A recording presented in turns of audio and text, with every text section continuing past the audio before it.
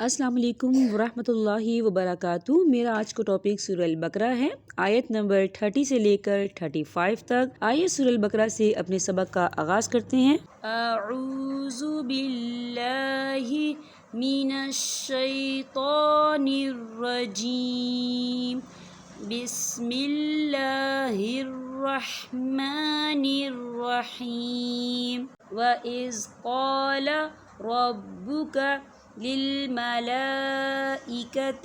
إِنِّي جَاعِلٌ فِي الْأَرْضِ خَلِيفَةً قَالُوا أَتَجْعَلُ فِيهَا مَن يُفْسِدُ فِيهَا وَيَسْفِكُ الدِّمَاءَ وَنَحْنُ نُسَبِّحُ بِحَمْدِكَ وَنُقَدِّسُ لَكَ قَالَ إِنِّي أَعْلَمُ مَا لَا تَعْلَمُونَ۔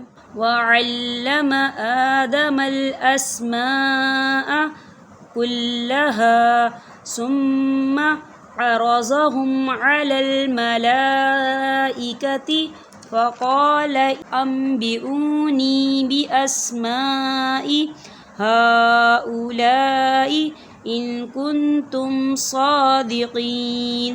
قَالُوا سُبْحَانَكَ لَا عِلْمَ لَنَا إِلَّا مَا عَلَّمْتَنَا إِنَّكَ أَنْتَ الْعَلِيمُ الْحَكِيمُ۔ قَالَ يَا آدَمُ أَنبِئْهُم بِأَسْمَائِهِمْ فَلَمَّا أَنبَأَهُم بِأَسْمَائِهِمْ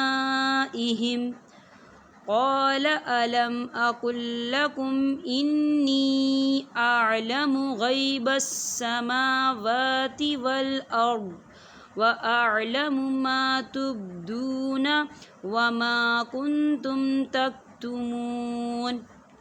وَإِذْ قُلْنَا لِلْمَلَائِكَةِ اسْجُدُوا لِآدَمَ فَسَجَدُوا إِلَّا إِبْلِيسَ أَبَى وَاسْتَكْبَرَ وَكَانَ مِنَ الْكَافِرِينَ۔ وَقُلْنَا يَا آدَمُ اسْكُنْ أَنْتَ وَزَوْجُكَ الْجَنَّةَ وَكُلَا مِنْهَا رَغَدًا حَيْثُ شِئْتُمَا وَلَا تَقْرَبَا هَٰذِهِ الشَّجَرَةَ فَتَكُونَا مِنَ الظَّالِمِينَ۔ ترجمہ: اور جب تیرے رب نے فرشتوں سے کہا کہ میں زمین میں خلیفہ بنانے والا ہوں، تو انہوں نے کہا ایسے شخص کو کیوں پیدا کرتا ہے جو زمین میں فساد کرے اور خون بہائے، اور ہم تیری تسبیح، حمد اور پاکیزگی بیان کرنے والے ہیں۔ اللہ تعالیٰ نے فرمایا جو میں جانتا ہوں تم نہیں جانتے، اور اللہ تعالیٰ نے آدم علیہ السلام کو تمام نام سکھا کر ان چیزوں کو فرشتوں کے سامنے پیش کیا اور فرمایا اگر تم سچے ہو تو ان چیزوں کے نام بتاؤ۔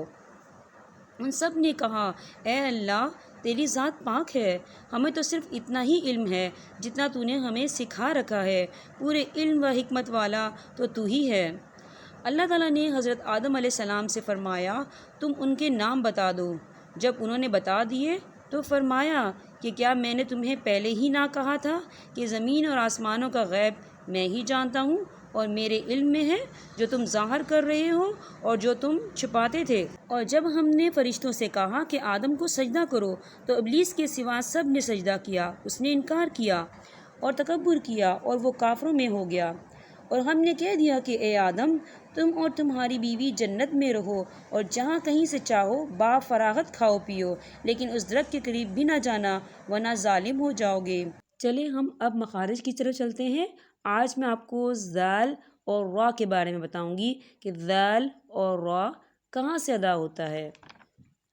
ذال زبان کا سرا اور اوپر کے دانتوں کے اندرونی کنارے سے ذال ادا ہوتا ہے۔ دیکھیں ہماری زبان کا جو سیرا ہے یہ اوپر والے دانتوں کے اندرونی کنارے سے ٹچ ہوتا ہے، ٹھیک ہے؟ تو کیا ادا ہوتا ہے؟ ذال۔ کیسے؟ ذال۔ اگر آپ زا کہیں گے نا تو آپ کا مخرج خراب ہو جائے گا، ٹھیک ہے؟ وہ صحیح طریقہ کار نہیں ہے اس طرح پڑھنے کا۔ اکثر لوگ جو ہیں وہ زال پڑھتے ہیں، حالانکہ یہ مخرج جو ہے اس کے ادا کرنے کا طریقہ کیا ہے؟ ذال. کیا ہے؟ ذال. ٹھیک ہے. اب را کی طرف چلتے ہیں. را کیسے ادا ہوتا ہے؟ زبان کا کنارہ اور دانتوں کی جڑ کے تالو کی جانب والے حصے سے را ادا ہوتا ہے. کیسے؟ را. ٹھیک ہے. آپ کی جو زبان کا کنارہ ہے آپ نے اسے اوپر والے دانتوں کی جڑ سے ٹچ کرنا ہے. ٹھیک ہے. آپ کہیں گے کہ تالو کی جانب والا حصہ کیا ہے؟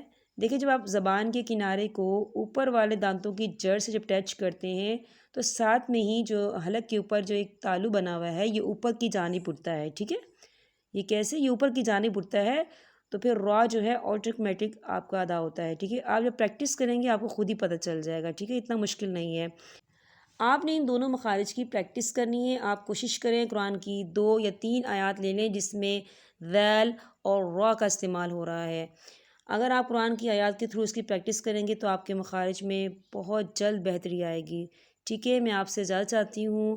السلام علیکم ورحمۃ اللہ وبرکاتہ.